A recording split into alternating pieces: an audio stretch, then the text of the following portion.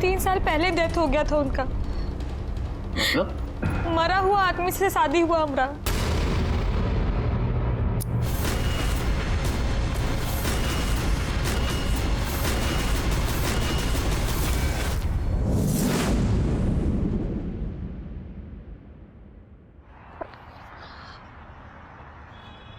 लोग अपनी सरल जिंदगी को बहुत ही कॉम्प्लिकेटेड बना लेते हैं क्योंकि वो ज़रूरत से ज़्यादा अपनी ज़िंदगी से उम्मीद लगा लेते हैं। नमस्कार, मैं senior inspector Ranjeet Thakur, crime patrol Dastak में आपका स्वागत है।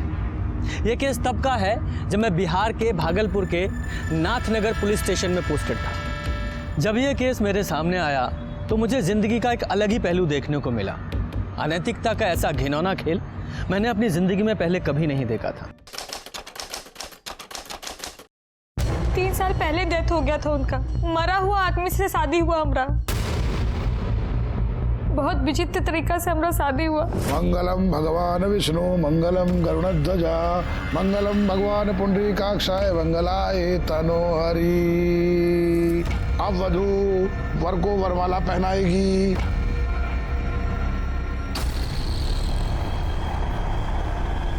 ये लो बेटा। ये क्या हो रहा है? डाल दो बहू, डालो डालो डाल दो।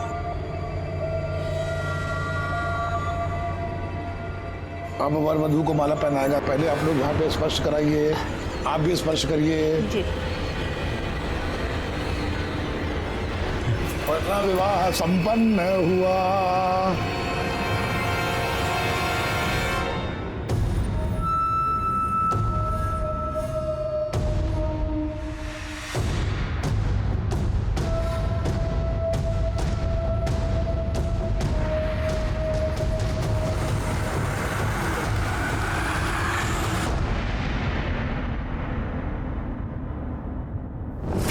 उसके बाद क्या हुआ आपको कुछ याद नहीं है? जब आप सुबह सो के उठी तो आपके बगल में कोई था?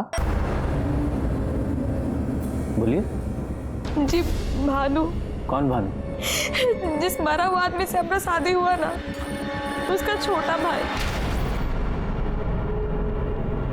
यादव जरा पता कीजिए। सर चलिए। अरे किसी को कुछ होश वोश है कि नहीं? घर से बहू बाहर निकल गई है, हर कोई कह रहा है हमें नहीं मालूम हमें नहीं मालूम। अरे किसी को कुछ बताओ तो कि कहाँ गई है वो? अरे तभी ना कह रहे हैं, इतना सब लोग हो तुम लोग, देख नहीं सकते थे कौन कहाँ जा रहा है? लेकिन हम तो अभी सो के उठे हैं। तुम तो सोते रहो बस। और तुम कहाँ थे रे? अरे भैया हम तो बेडरूम में ही थे ना, पता नहीं कब उठ के चली गई। और आप लोग चिल्लाइए मत, हम जा रहे देख के आ रहे हैं। तो खाली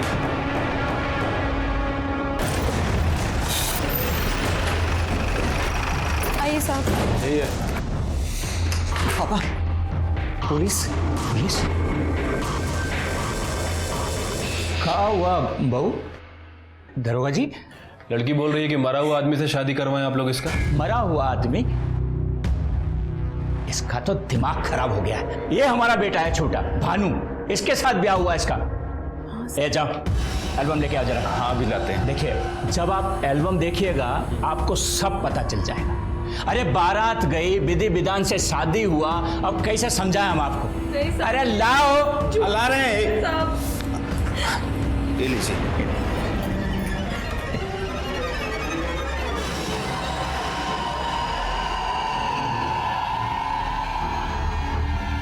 और दिखाएं। साहब पगला गई है ये लड़की। भोरे भोरे बिना किसी को बताए पता नहीं कहाँ चली गई थी घर से। क्या है ये सब? वो जो लकड़ा खंभा को हम माला पहनाए थे वो। अरे बताए थे ना तुमको, ये घर का रिवाज है, ग्रह पीड़ा शांति के लिए सब करना पड़ता है। हाँ सर, पापा सही कह रहे बिल्कुल। इसकी शादी हमारे साथ हुई है। ठीक है, संभालिए अपनी बहू को।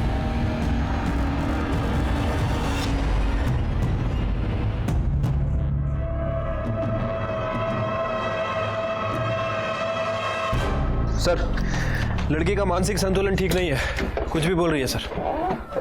ठीक है।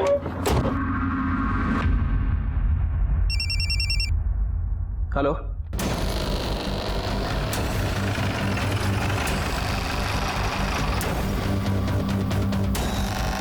हटिए आपका।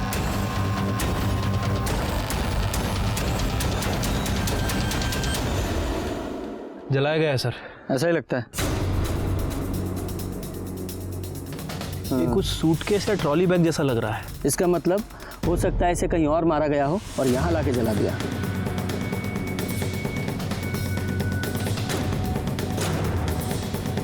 ब्रेसलेट। हाँ, डिज़ाइन देख के ऐसा लग रहा है जैसे औरतें या लड़कियाँ पहनती हैं, है ना? हाँ सर। हो सकता है किसी औरत या लड़की की लाश हो। लेकिन सर पता कैसे करें कि किसकी बॉडी है? यादव जी, यही पुलिस का काम है, यही तो पता लगाना है। देखो कुछ और मिलता है क्या? हाँ,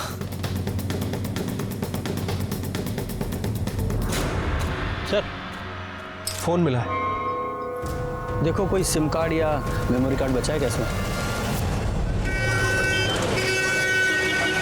सर रीढ़ की हड्डी टूटी हुई है, मतलब किसी धारदार हथियार से वार किया गया है। और फॉरेंसिक रिपोर्ट के हिसाब से पहले मर्डर हुआ है और उसके बाद बॉडी को जलाया गया है। साहब, वो जो बॉडी पे सिम मिला था ये उसकी रिपोर्ट है और आधार कार्ड का कॉपी भी। ठीक है। मधु मिश्रा 23/17 इसकचक Bhagalpur, daughter of Prakash Mishra. Yadav ji sir आइए।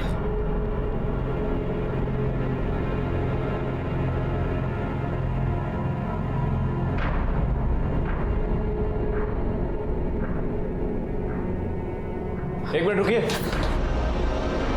देखिए सिर्फ कंकाल ही बचा है और बॉडी का पहचान सिम कार्ड से हुआ है। इसे पहचानते हैं आप दोनों? ये हमें बॉडी के पास मिला है।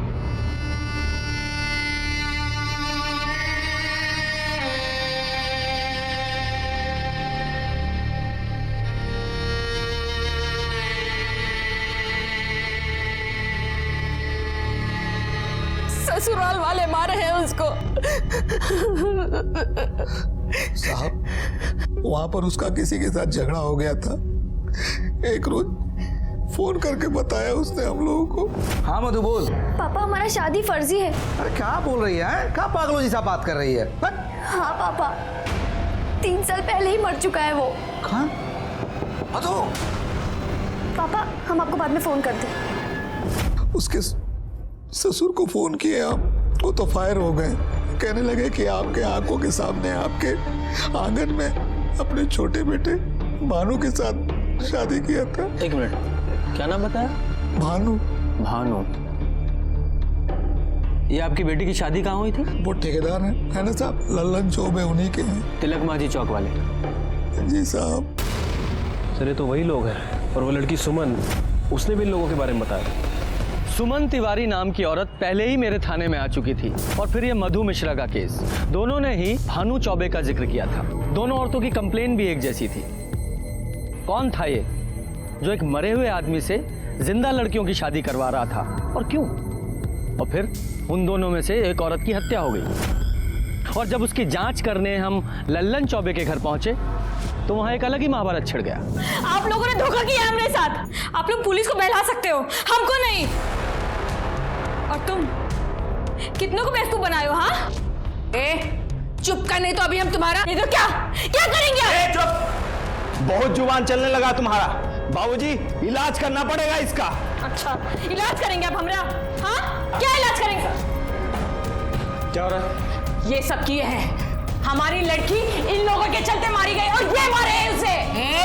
क्या बकरी है तू? हम बकरे हैं, हम बकरे हैं। कमी नहीं, हम तुम्हें छोड़ेंगे नहीं।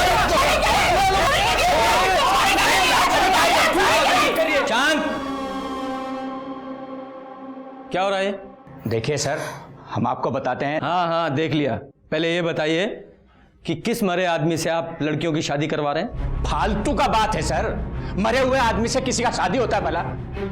ये जो है मिश्रा जी, इनके बेटी से हमारे बेटे भानु का शादी हुआ है बस। पर इस भानु की शादी तो सुमन के साथ हुई थी ना? सुमन से पहले इससे शादी हुई थी, मिश्रा जी की बेटी से। हाँ सर, और इनकी बेटी शादी के दूसरे ही दिन भाग गई थी। ना सर, ऐसा कोनो बात नहीं है, ये एकदम झूठ बोल रहा है। अरे का झूठ बोल रहा है? अरे ये तो बताइए, हमारी बेटी का शादी किसके साथ करवाए? काहे? तुम नहीं थी का मंडप में? हाँ, अरे तुमरे आंगन में तो भानु का शादी करवाए थे और तुमरे घर में आए थे ना बारात सजाते जाके, भूल गई क्या? और तुम्हारे घर से ही बहू को विदा करा के ले गए थे, याद है कुछो की नहीं? वो सब नाटक था, ड्रामा था। सच तो ये है इन लोगों ने किसी मरे हुए आदमी के साथ हमारी बेटी का ब्याह किया है, उसे टॉर्चर किया है और जलाकर मार डाला उसे। टॉर्चर किया है इन लोगों ने। झूठ बोली ना कर तो मुंह नोच लेंगे। शांत जाइए, आप लोग अपने घर जाइए, जाइए। इन लोगों को छोड़िएगा मत, हमारी बेटी को जलाकर मार दिए हैं ये लोग।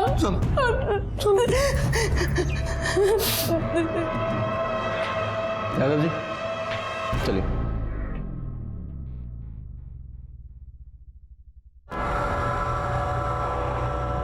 ये फोटो किसकी है? सर ये हमारे बड़के भैया थे, बद्री चौबे। 3 साल हुआ डेथ कर गए।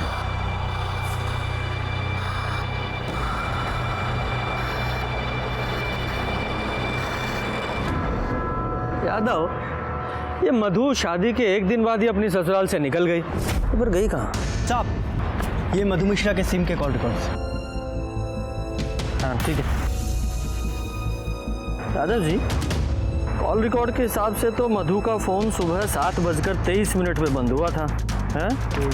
मोबाइल लोकेशन के हिसाब से पहले वो तिलक मांझी से इसक चौक गई। मतलब अपने ससुराल से निकल के अपनी माँ के घर। हाँ, और उसके 20 मिनट बाद नाथनगर, वहाँ उसका फ़ोन 7:23 पे बंद हुआ है। मतलब मधु अपने ससुराल से निकल के अपनी माँ के घर गई, फिर अपनी माँ के घर से निकल के कहीं और चले गए। लेकिन सर, मधु के माँ बाप ने हमसे ये बात नहीं बताई थी। मतलब आप जो बोले कि मधु का आपको फ़ोन आया, वो सब झूठ था? सर फोन नहीं आया था, वो खुदे आ गई थी शादी के 1 दिन बाद। अरे आ रहे हैं भाई, क्या हुआ? सुबह सुबह आ गया मधु। अरे क्या हुआ भाई? क्या बना रखा अपना हालत भाई? हैं ये सब क्या हुआ? क्या हुआ? अभी अभी तो तेरा ब्याह हुआ और इतनी सुबह तू यहाँ क्या कर रही है और रो क्या रही है? क्या बात है? ये सब क्या है? हाँ पापा, हमारी शादी फर्जी है। हमारी शादी एक मरे हुए आदमी के साथ हुई है। वो 3 साल पहले ही मर चुका था। बद्री चौबे, भानु का बड़ा भाई। ये क्या बोल रही है तू?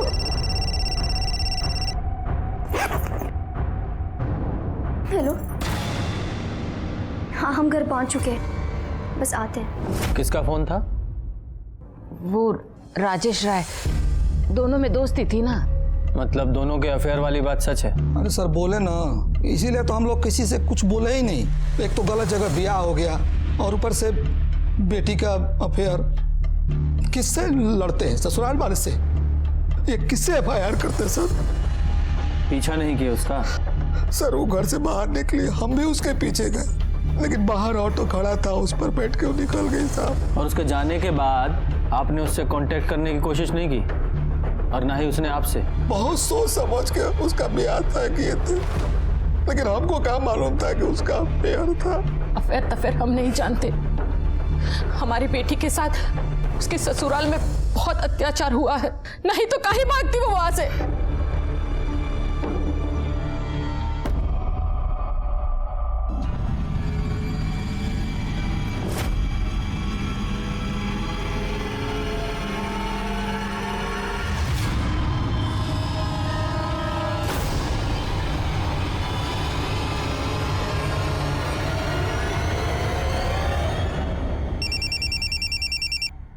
हेलो हेलो सर, मैं सिंटू बोल रहा हूँ। राजेश राय का पता चल चुका है। देखो, खबर है कि बॉडी मिल गया है। भाग लो बेटा। और हाँ सुनो, पुलिस ने पकड़ा तो हमारा नाम मत लेना। अरे ऐसा कुछ नहीं होगा, तुम फोन रखो अभी। ये राजेश राय कहाँ रहता है? वो है ये? रुक।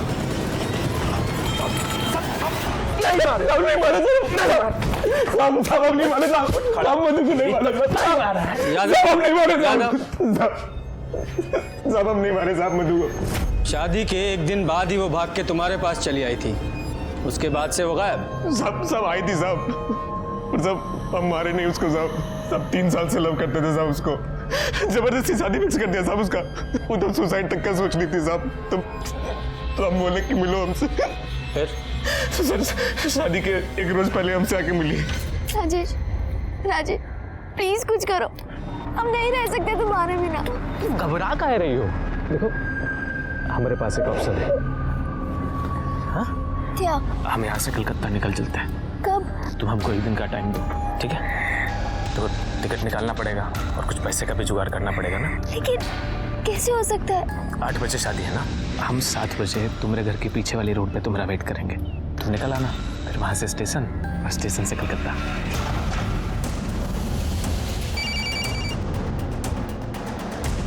कहाँ हो तुम? मधु हम आ रहे हैं। बारात बस पहुँचने ही वाली है। तुम चिंता ना करो, हम आ रहे हैं, पहुँच रहे हैं ना।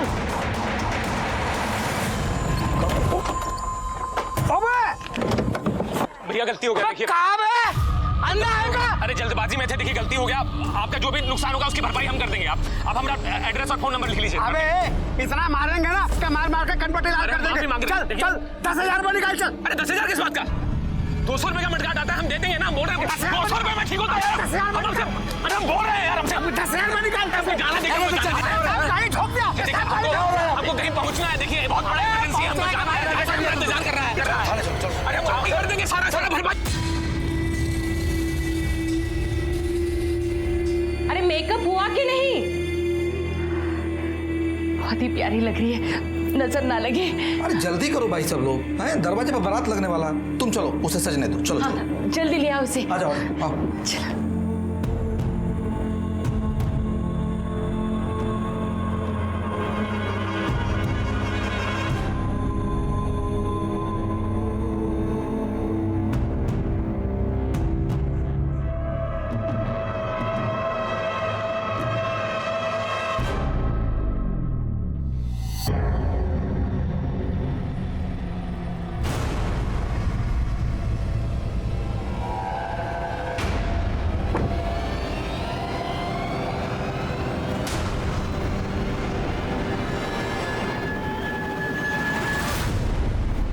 मधु हमसे गलती हो गया, देखो लाइफ ओवर हो गया है हमारा, ओवर। तुमने हमें धोखा दिया और यहाँ भी हमारे साथ धोखा हुआ है। मधु देखो, तुम रो मत मधु। हम है ना, हम सब संभाल लेंगे मधु। हम है ना, हम आ रहे हैं। नहीं, अभी नहीं, यहाँ बहुत लोग हैं, तुम्हें मार देंगे। हाँ तो मधु मेरी बात सुनो, देखो वो जो नाथनगर वाला पानी का टंकी है ना, तुम सुबह 6 बजे वहां आ जाना, हम पहुंच जाएंगे। दुल्हन, ओ दुल्हन।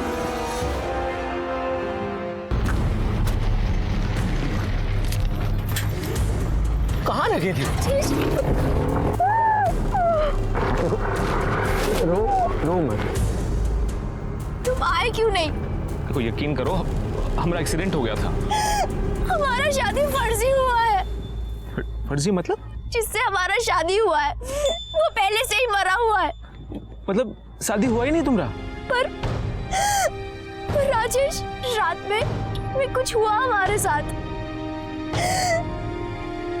कोई था कमरे में, हमारे बेड पे। हम बेहोश थे, पर सच में हमारे साथ कुछ हुआ।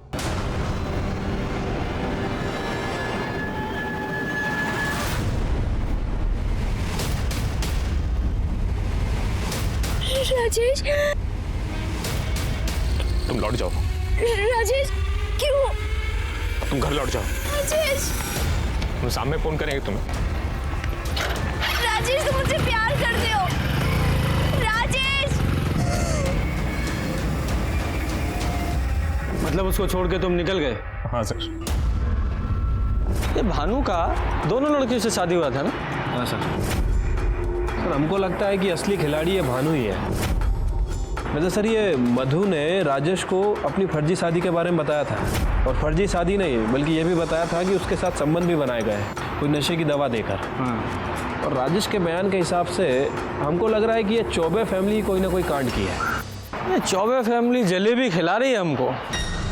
चौबे जी, आपकी दोनों बहुओं ने एक ही बात बताई थी, फर्जी शादी। साहब उस दिन हम थोड़ा कंफ्यूज हो गए थे।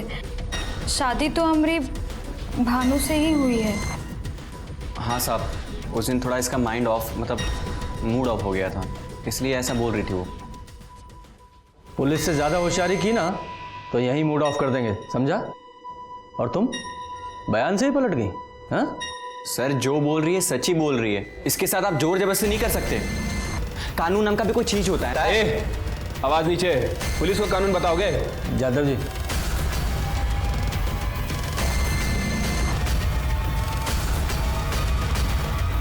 चलिए।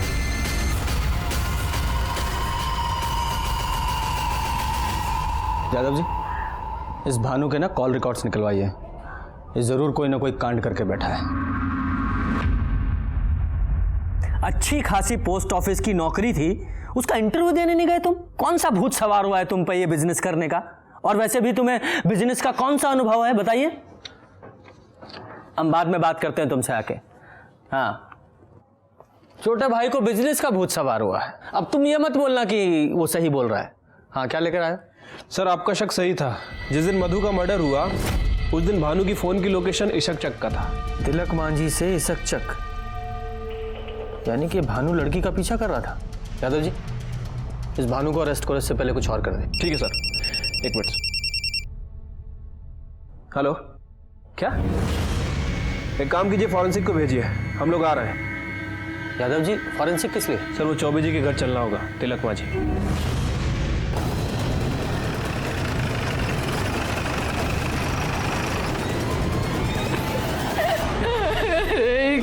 हो गया? पीछे चलो, पीछे। कौन मार के चला गया मेरी बहू को? अरे काय रो रही हो तुम? चुप रहो। बॉडी सबसे पहले किसने देखी? हमने देखा था, वो यहाँ कोयला लेने आए थे तो दिखे। अरे साहब, घर में थी, सुबह एकदम अच्छी खासी थी, पता नहीं यहाँ कहाँ करने आई और कौन मार गया। जा, पूरे घर की तलाशी लो, देखो कोई कुल्हाड़ी या गड़ासा जैसी चीज मिलती है क्या।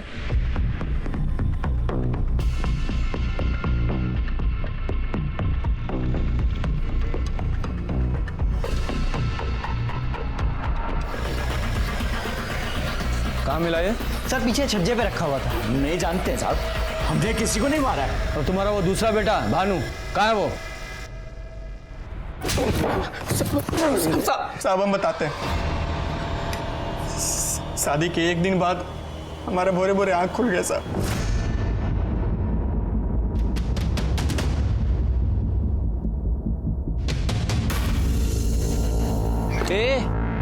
क्या चल रहा है?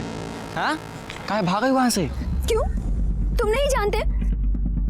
बाप बेटे मिलके धोखा दिए हमें, अब हमें वहां नहीं रहना। पगला गई हो का? नहीं रहना है हमको। अरे शादी हुआ है हमारा तुम्हारा। तुमसे नहीं, तुम्हारे मरे हुए भाई के साथ। इसका मतलब तुम अपने घर लौट गए और वो अपने घर? हाँ जी सर। इतना खातिरदारी करेंगे ना तबीयत हरा हो जाएगा। सच बोल। साहब, हम सच ही बोल रहे हैं साहब, झूठ नहीं बोल रहे। जैसे अभी तक सच बोल रहे थे। दो फर्जी शादी किए और दोनों का मर्डर। सही सही बताओगे कि रिमांड पे ले? अब हमने किसी का मर्डर नहीं किया है। हाँ बाबूजी, ये कहने पे हमने शादी की, फर्जी शादी। मतलब? मधु और सुमन ठीक ही कह रही थी। उसका ब्याह हमारे बड़े भैया से हुआ था साहब।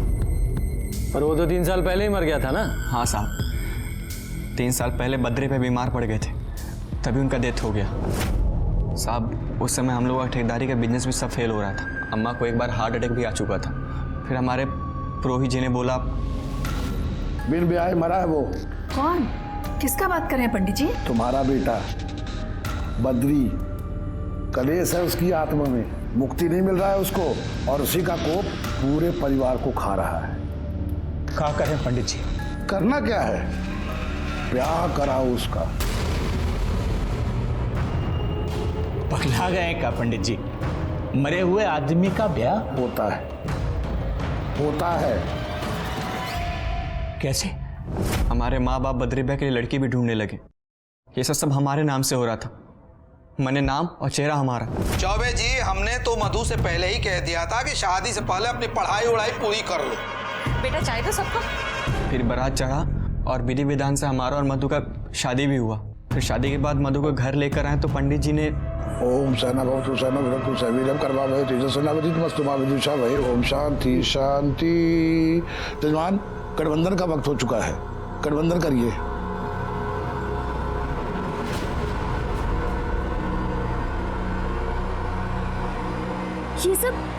ये सब क्या हो रहा है? अरे कुछ नहीं बेटा, ये हमारे घर की रस्म है। इससे ना ग्रह पीड़ा शांत होती है, इसलिए तुम चिंता नहीं करो। जैसे जैसे पंडित जी बोल रहे हैं ना, वैसे वैसे करो।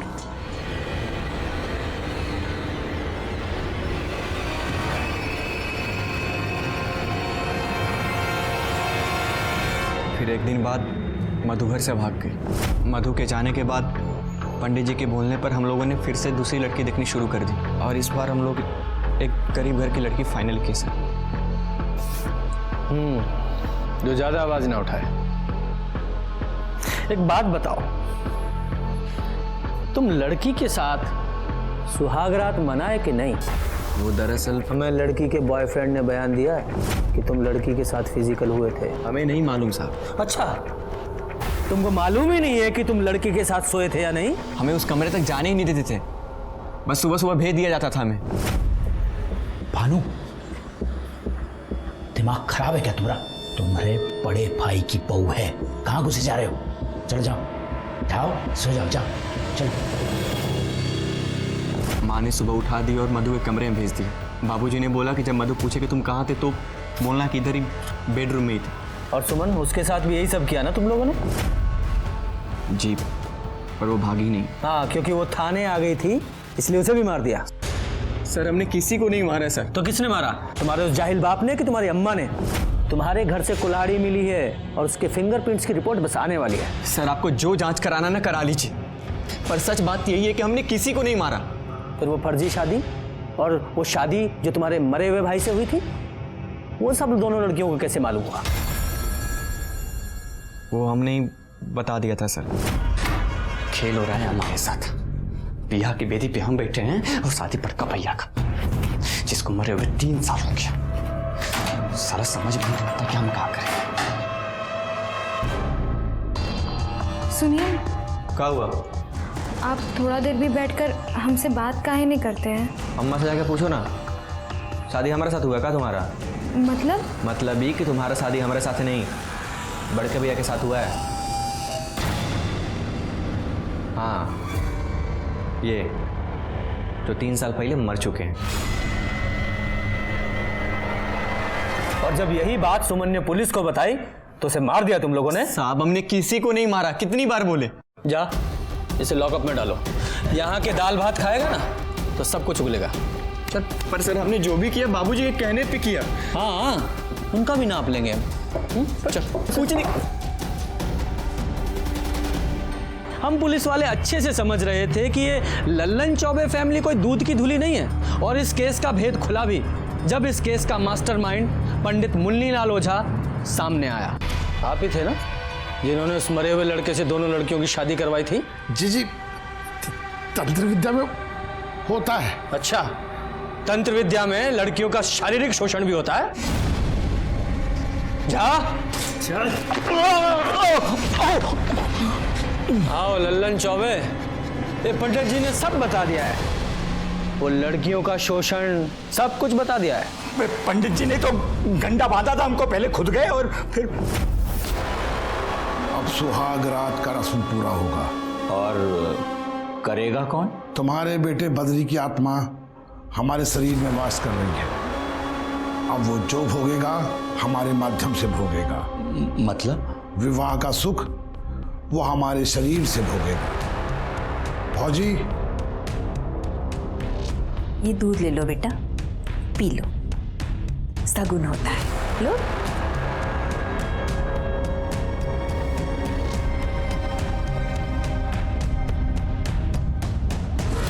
बस नहीं, पूरा पी लो बेटा, सगुन होता है ना, पूरा पी लो।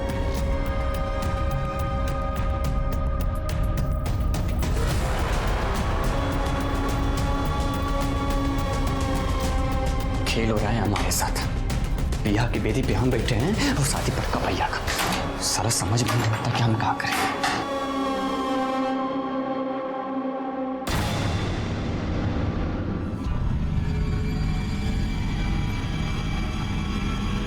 अब आप लोग बाहर जाइए। हाँ।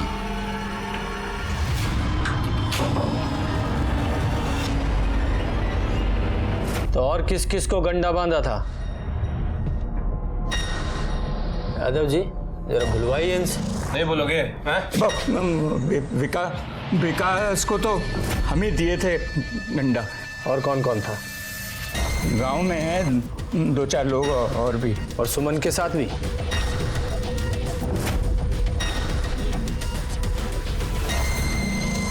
आज रात के बाद ये गंडा मैं तुमको दे दूंगा। हमने आदमी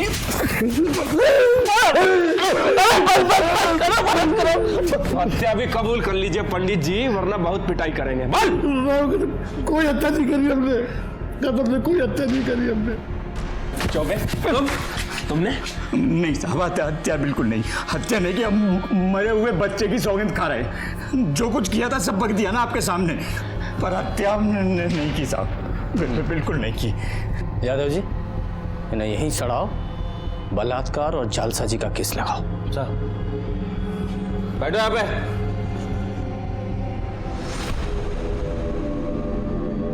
सर कुल्हाड़ी का फॉरेंसिक रिपोर्ट आ गया है, किसी का भी फिंगरप्रिंट नहीं है। यादव जी दो बातें हो सकती हैं, कातिल ने कुल्हाड़ी से फिंगरप्रिंट्स मिटाए और चौबे परिवार के घर में छुपा दी जिससे हमारा शक उन पे जाए, या फिर ऐसा भी हो सकता है कि चौबे परिवार ने यह काम किया हो और कुल्हाड़ी अपने यहाँ छुपा दी जिससे हमें ऐसा लगे कि चौबे परिवार को फंसाया जा रहा है। साहब सर राजेश राय की कॉल डिटेल्स है। सर मधु के मर्डर के टाइम इसका मोबाइल वहीं पर था। तू तो कह रहा था कि तू मधु को छोड़कर चला गया था। पर सर ज्यादा दूर नहीं जा पाए,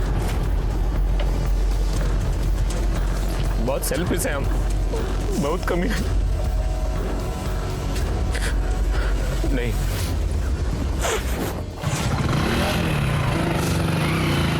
कितनी देर बाद वापस आए? सब 5 मिनट में आया तो मधु मधु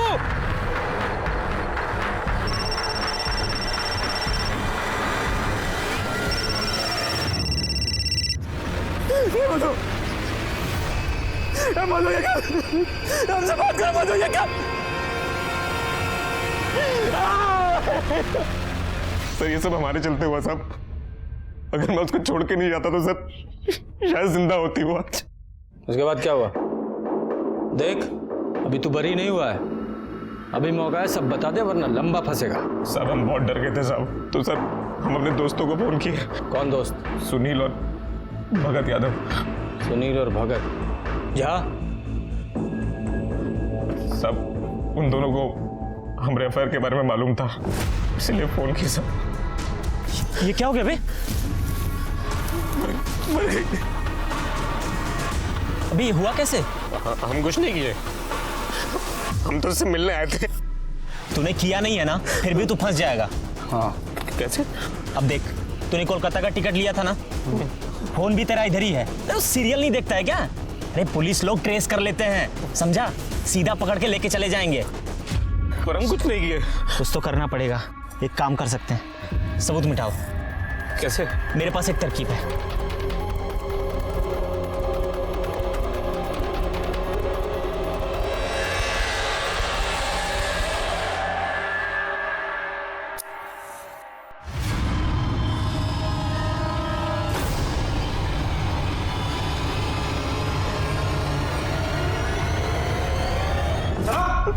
हाँ यही है ना तुम्हारे साथ के वो दो महारथी, तुम्हारे दोस्त? सर हम तो बस दोस्त की मदद करने की नीयत से सब किया साहब। और कौन कौन था तुम्हारे साथ? कोई नहीं सर, सूटकेस हम अपने घर से लाए सर, और पेट्रोल दोस्त से मंगवाया था सर।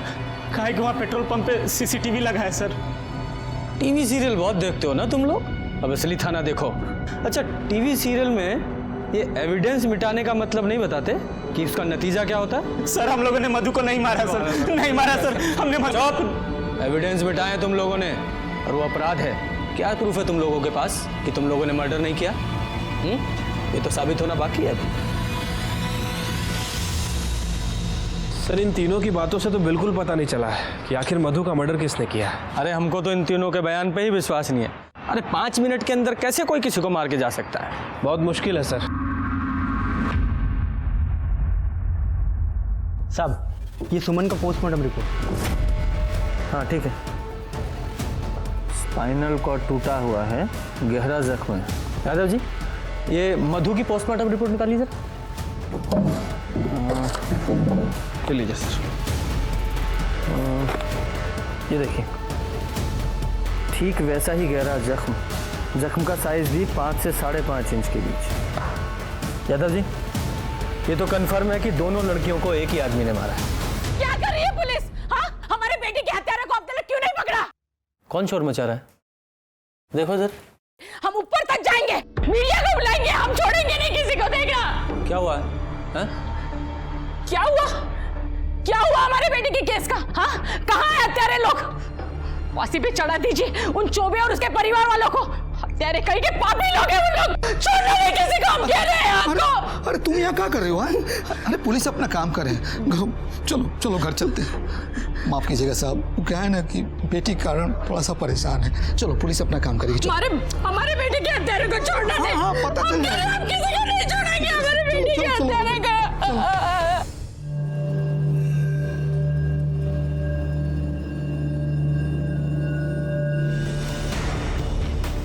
यादव जी एक काम करो, जिस रोज सुमन की हत्या हुई उस रोज की और उसके आसपास के 2-4 दिन की इस केस से संबंधित सभी की कॉल रिकॉर्ड्स निकालो।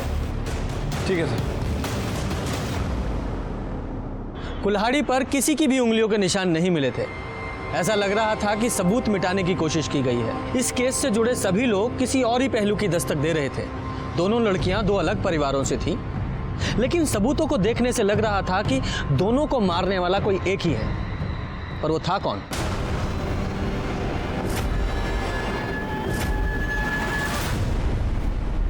शाह साहब, आप लोगों से कितनी बार कहा है ये ग्लास हमेशा पानी से भरा होना चाहिए। अगर आप लोगों से नहीं होता एक जग ला के रख दो, मैं खुद ही भर लिया करूंगा। हाँ जाइए। सर सभी के फ़ोन रिकॉर्ड चेक किए हैं, लेकिन किसी के फ़ोन रिकॉर्ड्स में कुछ मिला नहीं है। लेकिन सर ये प्रकाश के फ़ोन रिकॉर्ड्स में कुछ अजीब दिख रहा है। क्या अजीब है इसमें? सर वो जिस दिन सुमन का मर्डर हुआ उसी दिन उसी समय तकरीबन 9:15 पर ये प्रकाश के फ़ोन पर इन 6 अलग अलग नंबरों से फ़ोन आया था। हाँ तो उसकी ट्रैवल एजेंसी है तो फ़ोन तो आएंगे ही। सर फ़ोन तो आएंगे, लेकिन इन 6 नंबरों में से किसी ने भी प्रकाश से 6 से 7 सेकंड से ज़्यादा बात नहीं की है। मतलब प्रकाश को फ़ोन किया, प्रकाश ने हाय हेलो की और फ़ोन रख दिया। अजीब है सर। हाँ अजीब तो है। यादव जी पता करो ये लोग कौन हैं जिन्होंने प्रकाश को कॉल किया और क्यों? उनकी वाइफ उठाई थी फ़ोन, बोले नहा रहे हैं। उनकी वाइफ बोली बीमार हैं, बाद में कीजिएगा। मिसेस मिश्रा से बात हुआ, उस टाइम वो सो रहे थे। मिश्रा जी फोन पे अबे नहीं किए, पूजा पर बैठे थे, फोन वाई ना उठाया। ये बात कौन बोला आपको? और कौन? जिसने फोन उठाया उनकी वाइफ।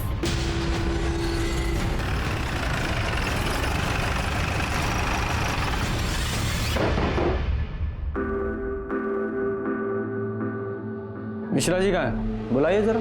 क्या बात है? वो मार्केट गए हैं। अच्छा, जैसे 14 अगस्त को गए थे? मतलब मैं समझी नहीं। यादव जी ये देखिए, ये आपके पति के कॉल रिकॉर्ड्स की डिटेल है। 14 अगस्त को सुबह 9:15 बजे के आसपास आपके पति के मोबाइल पर 6 अलग अलग लोगों के कॉल आए थे जो आपने उठाए थे। एक बार वो बीमार थे, दूसरी बार स्नान करने गए थे, फिर वो पूजा कर रहे थे और भी कई चीजें। कैसे कर लेते हैं आपके पति इतना सब कुछ एक साथ? बोलिए। वो हम कह दिए ना, हमें याद नहीं है। अच्छा तो आपको याद नहीं है तो थाना ले चलते हैं आपको, तब याद आ जाएगा। संगीता बैठाओ ना जीप पे, चलिए आइए। नहीं छोड़िए। अरे चलिए। हमने कुछ नहीं किया। हम क्या हम बताते हैं। हम बोले थे इनको ये सब मत करो। अरे कहाँ जा रही हो? से मिलने जा रहे हैं हम। रुक। मतलब ये हुआ कि अभी ससुराल से भाग के आई है, आप फिर दोबारा मुंह में करिखा पोतने के लिए बाहर जा रही हैं? हमने अपना मुंह काला नहीं किया, आप लोगों ने हमारा मुंह काला किया। आप लोगों की इज्जत बचाने के लिए हमने अपनी खुशी की बलि चढ़ा दी। लेकिन अब बस, अब ना हम किसी के बारे में नहीं सोचेंगे, अब हम अपने बारे में सोचेंगे। मधु, मधु है दरवाजा खोल। आप रहने दीजिए, हम बात करते हैं उससे। मधु, अरे चुप रहो तुम, सर पे चढ़ा के रखा है इसको, हैं? पूरे गांव में इज्जत चली जाएगी हमारी। चुप रहो तुम। मधु दरवाजा खोल मधु।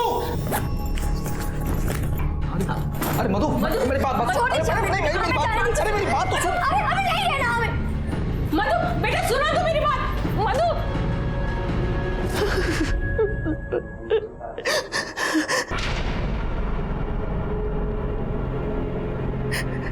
अब क्या हो गया सर?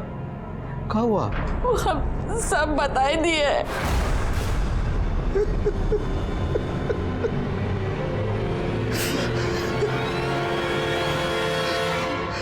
सर हम उस दिन मधु के पीछे गए थे और राजेश, तुम लौट जाओ। राजेश, इज्जत के लिए बेटी को मार दिया, लौटा इज्जत। और सुमन को मार के क्या हासिल हुआ? उसको भी आपने मारा ना? हम जानते थे सर कि एक दिन मधु का लाश पुलिस को मिलेगा और पुलिस का पूरा शक जो है लल्लन और उसकी फैमिली पर जाएगा। और उस शक को पक्का करने के लिए सुमन को मार दिया। जी सर, सुमन ने हमारा कुछ नहीं बिगाड़ा था सर, लेकिन उन लोगों ने उसकी भी लाइफ बर्बाद कर दी थी। एक दिन मुझको पता चला कि सुमन ने उन लोगों के ऊपर केस किया है, तो उस दिन से उसके घर में हम निगरानी रखने लगे थे। और परसों सुमन जब इंतकाम लेने वाला इंसान हमेशा दो कब्र खोदता है, एक उसकी जिसको वो मारता है और दूसरी खुद की। हमने प्रकाश मिश्रा उसकी पत्नी को हत्या और आपराधिक षड्यंत्र के मामले में गिरफ्तार किया और साथ ही चौबे परिवार को धोखाधड़ी, बलात्कार और महिला उत्पीड़न के आरोप में गिरफ्तार करके चार्जशीट दाखिल की। मधु मिश्रा के परिवार ने चौबे के मंसूबों को नहीं पहचाना। शादी के एक दिन बाद ही जब बेटी घर वापस आ गई और उसने बताया कि उसकी शादी फर्जी है, तो भी उन्होंने उस दस्तक को नहीं सुना। नतीजा, बेटी हाथ से निकल गई और उधर चौबे परिवार भी दस्तकों के प्रति बहरा बना रहा। कभी कभी इंसान अपने मतलब के लिए अंधविश्वास पर भी विश्वास करने लगता है, जरूरत से ज्यादा उससे उम्मीद। इसी के साथ मैं सीनियर इंस्पेक्टर रंजीत ठाकुर आपसे विदा लेता हूँ। कल फिर मिलेंगे। सतर्क रहिए और देखते रहिए क्राइम पेट्रोल दस्तक। मकसद बताना नहीं, बचाना है। जय हिंद।